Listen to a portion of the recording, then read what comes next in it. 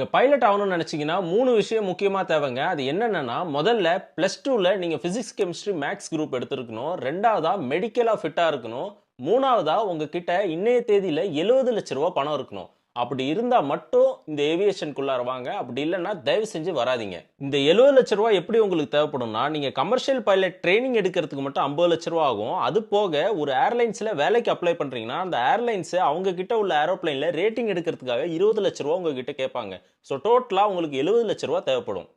இது தெரியாம சில ஏஜென்ட்டுங்க ரூ. 40,00,000 ரூ. 50,00,000க்கு உங்கள பைலட் ஆக்குறேன்னு சொன்னாங்கன்னா, தயவு செஞ்சு அத நம்பி போகாதீங்க. ஏன் சொல்றேன்னா, பைலட் ஆகுறதுன்றது ஒரு லட்சியத்த விட அது ஒரு மாயை மாதிரி. இது உள்ளார வந்து வாழ்க்கைய விட்டவங்க நெறைய பேர் இருக்கிறாங்க. அதனால இந்த 3 விஷயம் இருந்துச்சுன்னா, இந்த ஏவியேஷனுக்குள்ளார வாங்க.